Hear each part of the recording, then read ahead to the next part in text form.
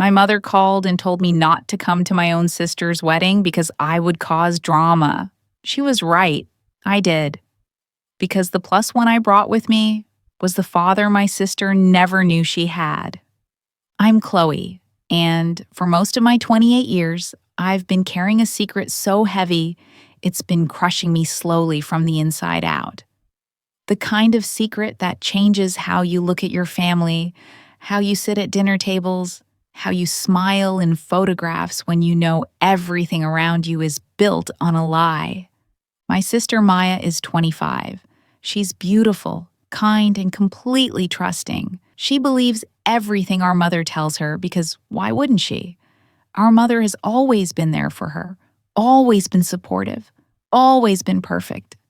And our father, the man who raised us both, has been the steady, quiet presence in our lives. He taught Maya to ride a bike. He helped her with her math homework. He walked her to her first day of school. He is, in every way that matters to Maya, her dad. Except he's not. Not biologically. Not really. I found out the truth when I was 15. It was a complete accident. The kind of discovery that happens when you're just living your life and suddenly the floor drops out from under you. I was looking for my birth certificate because I needed it for a school trip. Mom was at work and I knew she kept important documents in a locked drawer in her bedroom. I also knew where she hid the key because I'd watched her get it out 100 times. I found my birth certificate easily enough. It was in a manila folder with my name on it. But there was another folder right next to it, and it had Maya's name on it. I don't even know why I opened it. Curiosity, I guess. Boredom. The universe deciding it was time for me to know. Inside was Maya's birth certificate. And the name in the father section wasn't the name I expected. It wasn't John Mitchell, the man I called Dad. It was Robert Chen. I stood there in my mother's bedroom, holding this piece of paper, and my entire understanding of my family shifted. I felt sick. I felt like I'd been lied to my entire life, which I had been. And Maya, my sweet, trusting little sister, had been lied to even more. I didn't know what to do. I was 15 years old, and I just discovered that my family was based on a lie. I put everything back exactly where I found it, and I didn't say anything for 3 days. I went to school, I ate dinner with my family, I watched Mom and Dad interact like they always did. Watch Dad ruffle Maya's hair and call her his little princess. And the whole time, I felt like I was going to explode. Finally, I confronted my mother. I waited until Maya was at a friend's house and Dad was working late. I took the birth certificate and I put it on the kitchen table in front of her. I will never forget the look on her face. It wasn't shock or surprise. It was fear. And then, almost immediately, it was calculation. She was figuring out how to handle this, how to spin it, how to control it. She sat me down and she told me everything. She told me about Robert. She told me that they'd been together when she was young, that they'd been in love, that they'd had Maya together. But Robert was Chinese American. And my mother's family was old-fashioned and racist, and they'd put enormous pressure on her to leave him. They told her she was ruining her life, that she'd never have opportunities, that any children she had would be confused and wouldn't belong anywhere. She left him when Maya was just a few months old. She met my dad, John, shortly after. He knew about Maya, knew she wasn't his biological daughter, but he loved my mother and he wanted a family. They got married when Maya was barely a year old, and they decided together to never tell her, to raise her as John's daughter, to erase Robert from the story completely. My mother cried as she told me this. She held my hands and she begged me to understand. She said she did it to protect Maya, to give her a stable family, to keep her from feeling different or confused. She said Robert had agreed to step away, that he'd wanted what was best for Maya too. She made it sound like a noble sacrifice, like she'd given up her true love for the sake of her daughter's happiness. And Then she asked me, with tears streaming down her face, to keep the secret. She said Maya was happy. She said telling her would only hurt her. She said there was no reason to destroy our family over something that happened so long ago. I was 15. I didn't know what to do. So I said yes. I promised to keep the secret. Before we continue, make sure to subscribe, hit like, and comment whose side you're on so far. That promise nearly destroyed me over the next 13 years. At first, I thought I could handle it. I thought it would just be this thing I knew, tucked away in the back of my mind. But secrets like that don't stay tucked away. They grow, they spread, they poison everything around them. I became distant. I couldn't sit at family dinners and listen to Dad tell stories about when Maya was a baby because I knew he was living a lie. I couldn't watch Maya hug him and call him Daddy without feeling sick. I couldn't look at my mother without seeing a woman who'd chosen her own comfort over the truth. My family noticed the change in me. They said I'd become moody, difficult, negative. My mother started making little comments about my attitude, about how I always seemed to be judging everyone, about how I couldn't just be happy and enjoy things. Maya would ask me what was wrong, why I seemed so sad all the time, and I couldn't tell her. I couldn't tell anyone. I started avoiding family gatherings. I'd make excuses not to come to Christmas, or I'd show up late and leave early. I moved out the second I turned 18. I got my own apartment, got a job, created a life that was as separate from my family as I could make it. But I couldn't completely cut them off. I loved Maya. She was my sister, and none of this was her fault. So I stayed in touch with her. We'd meet for coffee, go shopping together, text about stupid things, but there was always this distance between us. This wall I couldn't break down because it was made of a secret I'd promised to keep. When I was 23, I did something my mother would have seen as the ultimate betrayal. I found Robert. It wasn't hard. I had his full name from the birth certificate. I knew approximately how old he was. A few hours of internet searching, and I found him. He was living about 2 hours away, working as a high school teacher.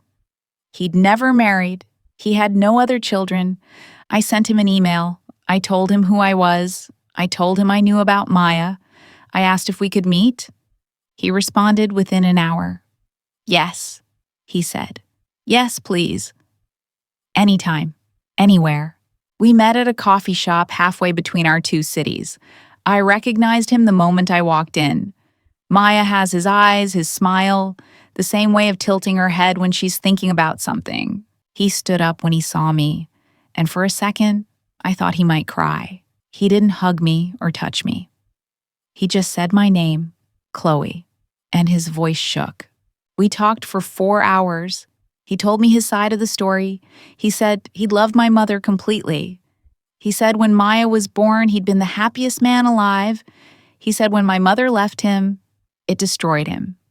Her family had convinced her he wasn't good enough, that he couldn't provide the kind of life she deserved, that their child would face too many obstacles. He said my mother had told him it was better if he stayed away, that Maya needed stability and consistency, that having him in her life would only confuse her. He said he'd agreed because he thought that's what was best for his daughter. He'd signed away his parental rights. He'd paid child support through a lawyer for years. Money that my mother told Maya came from my dad's salary.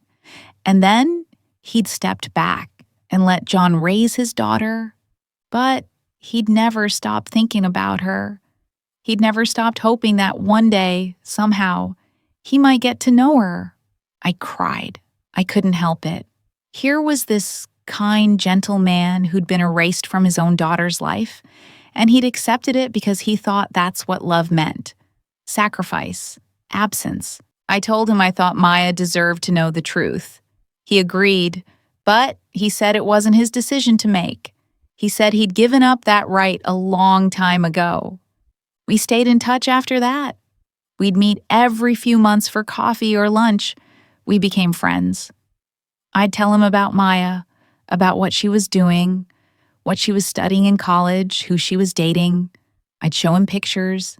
He'd sit there and look at photos of his daughter growing up, living a life he wasn't part of, and he'd smile and say, "Thank you for sharing this with me." It was heartbreaking, and it made me angrier and angrier at my mother. This wasn't about protecting Maya. This was about my mother protecting herself, protecting her choices, protecting her image of a perfect family. Maya got engaged 8 months ago. His name is David, and he's a good guy. Sweet, stable, kind of boring, but in a comfortable way. Maya was over the moon. She called me the night he proposed, and she was crying happy tears and talking a mile a minute about wedding plans and venues and dresses. And all I could think about was Robert, about how he'd never get to see his daughter get married, about how Maya would walk down the aisle on the arm of a man who wasn't her father, and she wouldn't even know. The wedding planning process was torture. Maya wanted me to be her maid of honor. She wanted my help with everything, and I wanted to be there for her. I really did. But every single conversation about the wedding felt like a knife twisting in my chest. She'd talk about how Dad was going to walk her down the aisle, how she'd been Daddy's little girl her whole life, and this was going to be such a special moment for them. How she wanted to do a special father-daughter dance at the reception. How she'd written her vows to include a section thanking Mom and Dad for showing her what true love looked like. I'd sit there and nod and smile and make suggestions about flowers or cake flavors, and inside, I was screaming. I met with Robert 2 months before the wedding. I told him about Maya's engagement. I showed him pictures of her and David. I told him about the venue, the date, everything. He looked at the photos for a long time. Then he said he was happy for her. He said she looked beautiful and in love. He said David seemed like a good man. He didn't say what I knew he was thinking, which was that he wished more than anything he could be there. I went home that night and I couldn't sleep. I kept thinking about Maya walking down the aisle, about Robert sitting at home alone that day, about my mother's satisfied smile as she watched her perfect lie play out on her daughter's perfect wedding day. And I thought about me, about 13 years of carrying this secret, 13 years of being called difficult, dramatic, negative, 13 years of being pushed to the outside of my own family because I knew the truth and keeping it was destroying me. 3 weeks before the wedding, I started to crack. I was having lunch with Maya, and she was talking about the ceremony. She said something about how she couldn't imagine getting married without Dad there to walk her down the aisle. She said he'd always been her rock, her hero. She said she knew not everyone was lucky enough to have such an amazing father. I must have made a face or a sound or something, because she stopped talking and looked at me. She asked if I was okay. I said I was fine. She said I didn't seem fine, that I'd seemed off for weeks. She asked if I was mad at her about something, if I didn't like David, if I didn't want to be in the wedding. I told her no, none of that. I was just stressed with work. She didn't believe me. I could see it in her face. She thought I was being difficult again, creating drama where there didn't need to be any. She changed the subject, but the rest of lunch was awkward. When we said goodbye, she hugged me and whispered in my ear that she loved me and she hoped I could just try to be happy for her. I went home and I cried for 2 hours. That night, my mother called. She didn't bother with small talk. She said Maya had called her after our lunch and said I was acting strange.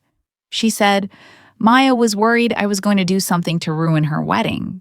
She said she knew I'd been unhappy for years, that I'd been pulling away from the family, that I always seemed to have a problem with everything. And then she said it. She said, maybe it would be better if I didn't come to the wedding. She said Maya needed to be surrounded by positive energy on her special day. She said if I couldn't be happy and supportive, then maybe I should just stay home. I couldn't speak for a second. I couldn't believe what I was hearing. My mother was uninviting me from my own sister's wedding because I was the one causing drama. I asked her if she was serious. She said she was. She said this was Maya's day, and nothing was going to ruin it. She said, I had been a dark cloud over the family for years, and she was done making excuses for me. She said, if I really loved Maya, I'd do this one thing for her and just stay away. I laughed. I couldn't help it. It was such an absurd, horrible moment that laughing was all I could do. I asked her if she really thought keeping me away was going to solve anything. I asked her if she ever thought that maybe the reason I was so unhappy, so difficult, so full of drama, was because I'd been carrying her lie for 13 years. There was silence on the other end of the phone. Then she said, very quietly, that I'd promised, that I'd agreed to keep the secret, that I couldn't go back on that now, especially not before Maya's wedding. I told her I never should have made that promise. I told her I was 15 years old and I didn't understand what she was asking of me. I told her the secret had been eating me alive and it wasn't fair. Not to me and not to Maya, and especially not to Robert. She got angry then. She said, Robert made his choice a long time ago. She said he agreed to stay out of Maya's life. She said bringing him up now, after all these years, was cruel and selfish. She said, if I told Maya the truth, I'd destroy her. I'd destroy the family. I'd ruin her wedding and her happiness and her entire life. She said, if I did this, she'd never forgive me. Maya would never forgive me. Dad would never forgive me. I'd lose my whole family over something that didn't even matter anymore. I told her it mattered. It mattered to Robert and it mattered to Maya, even if Maya didn't know it yet. I told her that Maya deserved to know who she was, where she came from, who her real father was. My mother said John was her real father. Biology didn't matter. John raised her. John loved her. John was there for every moment of her life. That made him her real father. I asked her if she really believed that, or if she just needed to believe it so she could live with what she'd done. She hung up on me. I sat there with the phone in my hand, shaking with anger and frustration and something that felt like freedom. She'd uninvited me. She'd told me to stay away, which meant I didn't owe her anything anymore. I didn't owe her my silence or my complicity or my protection of her lies. I called Robert. It was late, but he answered on the second ring. I told him everything. I told him about the phone call, about being uninvited, about 13 years of carrying this secret and being blamed for the tension it created. And then I asked him if he wanted to go to Maya's wedding with me as my +1. He was quiet for a long time. Then he asked if I was sure. He asked if I understood what would happen, how explosive it would be, how it might blow up not just the wedding, but the entire family. I told him I understood. I told him I was done protecting my mother's lies. I told him Maya deserved to know the truth, and he deserved to be there for his daughter's wedding, even if it meant everything fell apart. He said yes.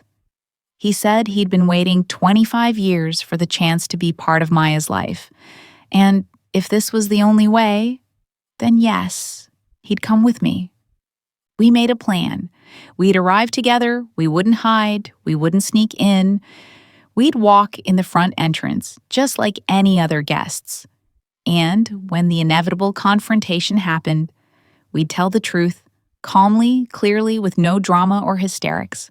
Just the facts. The 2 weeks leading up to the wedding were surreal. My mother didn't call me again. Maya texted me a few times, casual messages about last-minute wedding details, but she didn't mention the fact that I'd been uninvited. I don't think my mother told her. I think she just planned to tell Maya I couldn't make it, that I was sick or had a work emergency or something. I didn't respond to Maya's texts. I couldn't. I didn't want to lie to her anymore, and I didn't want to tip my hand about what I was planning. I met with Robert the day before the wedding. We went over everything one more time. I asked him again if he was sure, if he was ready for what was about to happen. He said he was. He said he'd been ready for 25 years. He showed me a photo he'd been carrying in his wallet. It was a picture of Maya as a baby, maybe 3 or 4 months old. My mother must have given it to him before she left. The photo was worn and creased from being taken out and looked at thousands of times over the years. He said he'd looked at this photo every single day since Maya was a baby. He said he'd watched her grow up in pictures I'd shared with him. But this was the only one he had that was really his, the only piece of her he'd been allowed to keep. I thought about my mother's words, about how she'd done this to protect Maya, to give her a stable life. And I looked at this man who'd loved his daughter from a distance for 25 years. And I knew that what my mother had done wasn't about protection. It was about control. It was about creating the family she wanted, the image she wanted, and erasing anything that didn't fit. The wedding was on a Saturday afternoon in early June. The venue was this beautiful garden estate about 30 minutes outside the city. Outdoor ceremony, tented reception, the whole thing. Maya had been planning it for months, and from everything I'd heard, it was going to be perfect. Robert and I drove there together. He was quiet in the car. I asked him if he was nervous, and he said yes, but also no. He said he'd imagined this moment, or something like it, for so long that now that it was actually happening, it almost felt like a dream. We parked in the lot with all the other guests. It was a warm, sunny day, perfect wedding weather. We could hear music playing from the garden, voices and laughter. The ceremony was supposed to start in about 20 minutes. I was wearing a deep blue dress, simple but elegant. Robert was in a dark suit. We looked like we belonged there, just 2 more guests arriving for the celebration. We walked up the path toward the garden entrance. I could see the rows of white chairs set up, the flower-covered arch where Maya and David would stand, the guests milling around, chatting and taking pictures. And then I saw my mother. She was standing near the entrance in a pale pink dress, greeting guests as they arrived.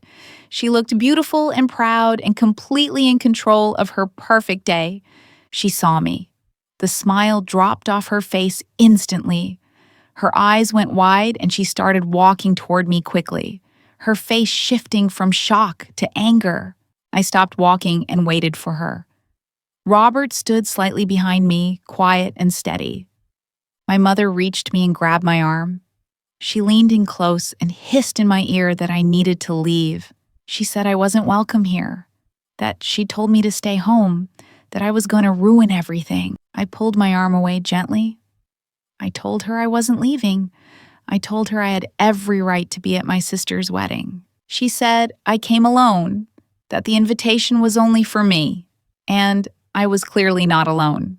Her eyes flicked to Robert, but there was no recognition there yet. He looked different from the photos in those old letters I'd found years ago. Older, grayer, softer around the edges. I said I brought a +1. My mother said I didn't have a +1, that my invitation specifically said no guests. And then I stepped aside so she could see Robert clearly. I said I'd like her to meet my guest. I said his name. I said, "Mom, this is Robert Chen." The color drained from her face. She actually stumbled backward a step. Her mouth opened, but no sound came out. She looked at Robert like he was a ghost, like he was something that shouldn't exist, couldn't exist. Not here, not now, not at her daughter's perfect wedding. Robert spoke for the first time. He said hello to my mother. He said it had been a long time. His voice was calm and kind and sad all at once. My mother found her voice. She said, this couldn't be happening. She said he had no right to be here. She said he agreed to stay away. That was the deal. He gave up his rights. Robert said he gave up his legal rights because he was told it was best for Maya. He said he never gave up being her father. He said biology couldn't be erased, and neither could love. By now, people were starting to notice the commotion. A few guests had stopped talking and were watching us. I saw my father, John, walking over quickly. He'd seen my mother's face and knew something was very wrong. My mother was panicking now. She grabbed my arm again, harder this time. She said we needed to leave right now, before Maya saw us. She said we could talk about this later, anywhere else. But not here, not today. I asked her when would be the right time. I asked if there would ever be a right time, or if she planned to take this secret to her grave. John reached us then. He looked confused and worried. He asked what was going on. He looked at me, then at Robert, then at my mother's terrified face. And I saw the moment he recognized Robert, his face went pale. He took a step back. He said one word, just a name, Robert. They'd met before, I realized. Years ago, when John first started dating my mother, he must have known about Robert, known he was Maya's biological father. He'd been part of the lie from the beginning. My mother was begging now, her voice low and desperate. She said, "Please, not like this, not today." She said Maya was about to get married, about to have the happiest day of her life. She said, I was destroying everything. I told her she destroyed it first, 25 years ago, when she chose a lie over the truth. And then I heard Maya's voice behind me. She said my name. Chloe? I turned around. My sister was standing there in her wedding dress, and she looked absolutely beautiful. Her hair was up, her makeup was perfect. She had flowers woven into her hair. She looked like a princess, like a dream. But her face was confused and concerned. She looked at me, then at my mother's stricken expression, then at John's pale face, then at Robert. She asked what was happening. She said the ceremony was about to start. She asked why everyone looked so upset.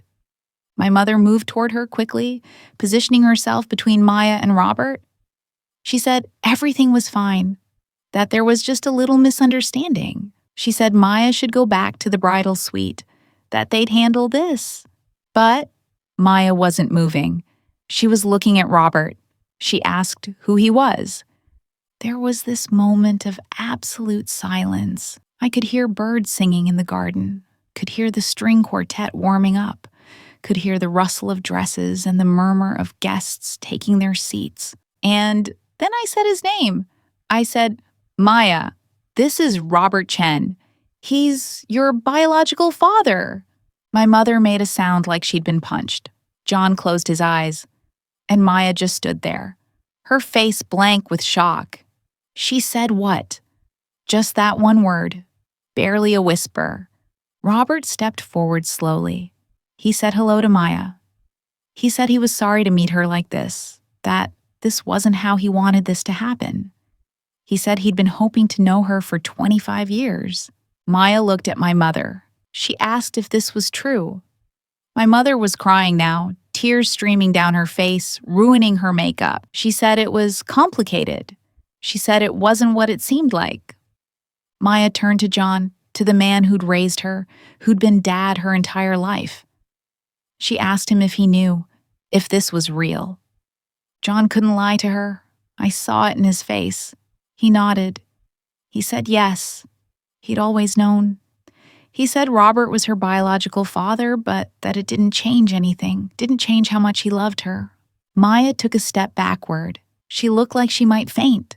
Her bridesmaids appeared out of nowhere, her best friend Emma taking her arm, asking if she was okay. Maya said she needed a minute. She said she needed to understand. She looked at me and asked how long I'd known. I told her the truth. I told her I found out when I was 15 that I'd confronted Mom, that Mom had made me promise to keep it secret. I told her I'd been carrying it for 13 years and that it had nearly destroyed me. Maya's face crumpled. She asked why I never told her. I said because I was 15 years old and I was told that keeping the secret was the right thing to do, that it would protect her. I said I was wrong, that I should have told her years ago, but I was scared and I didn't know how. By now, a crowd had gathered. Guests were standing in clusters watching this family drama unfold. I could hear whispers, gasps. Someone asked if the wedding was still happening. David, the groom, pushed through the crowd. He went straight to Maya and put his arm around her. He asked what was going on. She just shook her head, unable to speak. My mother tried again. She said they could talk about this later, that right now Maya had a wedding to focus on. She said this didn't have to ruin her day, that they could just proceed with the ceremony and deal with everything else afterward. Maya turned to her. I'd never seen that expression on my sister's face before. It was anger, betrayal, and heartbreak all mixed together. She asked how our mother could stand there and talk about the wedding. She asked how our mother could have lied to her for her entire life. My mother said she did it for Maya. She said she wanted her to have a stable family, a good father. She said Robert was young and uncertain and not ready to be a parent. She said she made the choice that was best for everyone. Robert spoke then. He said that wasn't true. He said he'd loved Maya from the moment she was born. He said he wanted to be her father, wanted to be part of her life. He said my mother's family had pressured her to leave him, and she did. He said he'd agreed to step back because he was told that's what was best for Maya, but it had broken his heart every single day since. Maya looked at him, really looked at him for the first time. I could see her noticing the features they shared, the eyes, the shape of the face. I could see her processing the truth that was right in front of her. She asked him why he never tried to contact her, why he never fought for her. Robert said he did it first. He said he called, he sent letters, he tried to arrange visits. He said my mother and her family made it clear he wasn't welcome. He said eventually his lawyer advised him that continuing to push would result in a restraining order, that it would turn into an ugly legal battle that would hurt Maya more than help her. He said he was young and scared, and he didn't know what to do, so he stepped aside. But he said he never stopped loving her, never stopped thinking about her, never stopped hoping. Maya started to cry then, big tears running down her face, ruining her makeup. Emma tried to comfort her, but Maya pushed her away gently. She asked me why I brought him here today, why I chose her wedding day to blow up her entire life. I told her because Mom uninvited me, because Mom said I was causing too much drama, that I should stay home. I told her I realized that the drama wasn't me, it was the lie. I told her that Robert deserved to see his daughter get married, and she deserved to know the truth about where she came from. Maya asked if I thought she'd want to know this, if I thought this was some kind of gift. I said I didn't know what she'd want. I said I only knew that living with a lie had been destroying me, and I couldn't watch her build her entire married life on top of the same lie. David spoke up then. He said maybe they should postpone the wedding. He said this was obviously a big deal and Maya needed time to process everything. He said the wedding could wait. But Maya shook her head. She said no. She said they'd planned this for months. Everyone was here. Everything was ready. She said she wasn't going to let this ruin her wedding. My mother looked relieved. She said, that was good. That was smart. She said they could get through the ceremony and deal with all of this messiness later. But Maya cut her off. She said she was getting married today, but things were going to be different. She turned to John. She said she loved him. She said he'd been her dad for 25 years and nothing was going to change that. She said she wasn't angry at him, that she understood he'd been put in an impossible position. Then she turned to my mother. She said she was angry at her. She said she felt betrayed and lied to, and she didn't know if she'd ever be able to forgive her. She said my mother had taken away her choice, her chance to know her biological father, her right to understand her own identity. She said that wasn't protection, that was control. My mother tried to argue, but Maya held up her hand.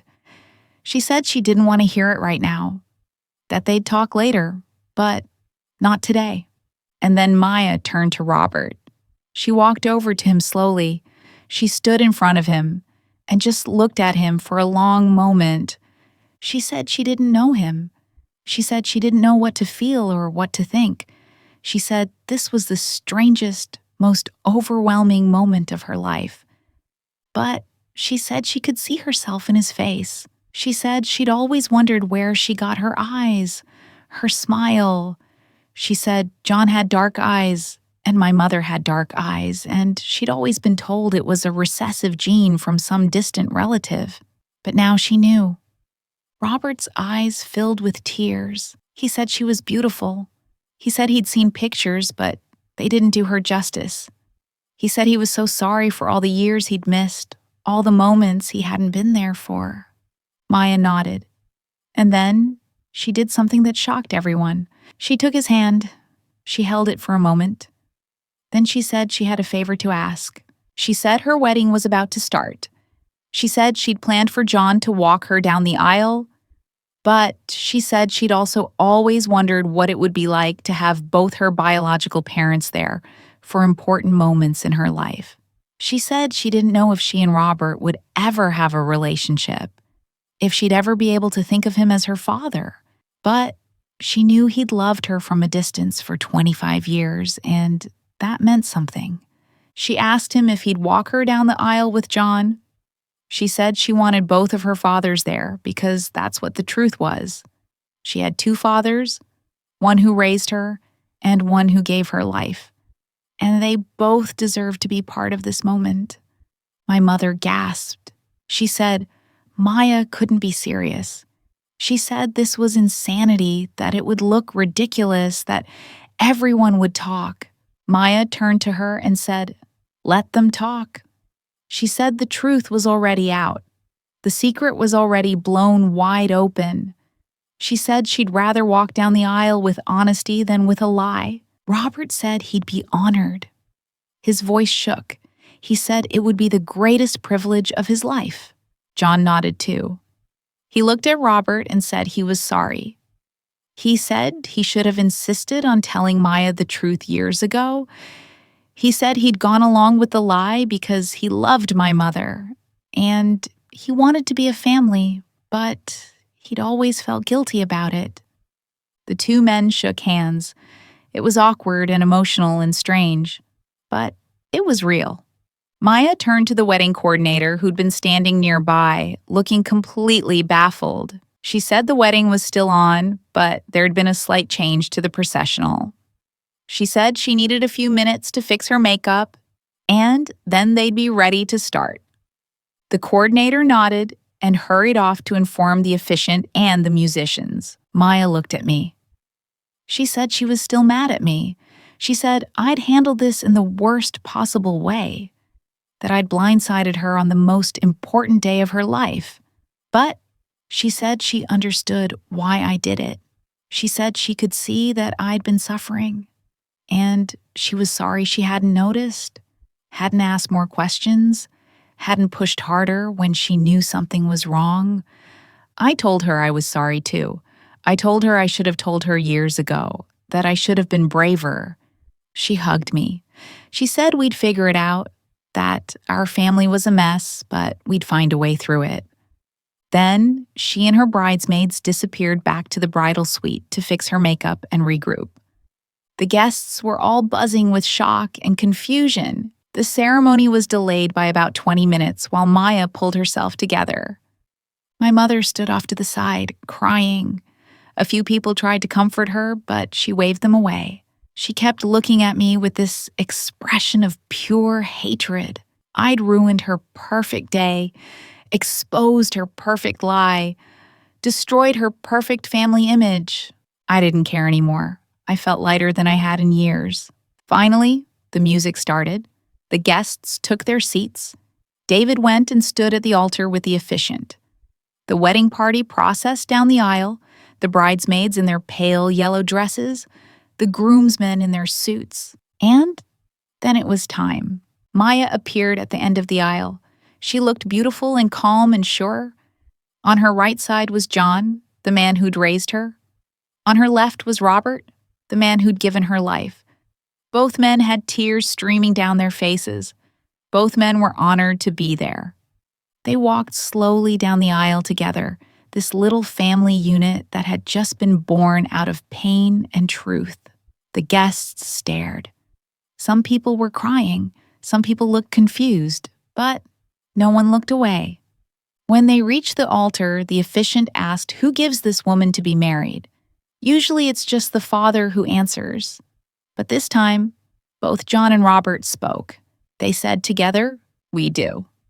They each kissed Maya on the cheek. Then they took their seats, John next to my mother, who looked like she wanted to disappear, and Robert next to me. The ceremony proceeded. Maya and David exchanged vows. They talked about love and honesty and building a life together based on trust. The words felt more meaningful after what had just happened. When the officiant pronounced them married and they kissed, everyone applauded. It was a real, genuine moment of joy despite everything. At the reception, things were tense. My mother avoided everyone, sitting at her table looking miserable. John stayed with her, trying to offer comfort, but she barely acknowledged him. Robert sat at my table. Other guests kept coming over, curious about who he was, what had happened. He handled it with grace, introducing himself simply and politely, not offering details unless asked directly. Maya and David made the rounds greeting guests. When they got to our table, Maya introduced Robert to her new husband properly. She said, "This is my biological father. We just met today." David shook his hand and said it was good to meet him. And I could tell he meant it. During the father-daughter dance, Maya danced with John first. It was emotional and sweet, and they both cried. Then, in a move that shocked everyone again, she asked Robert to dance too.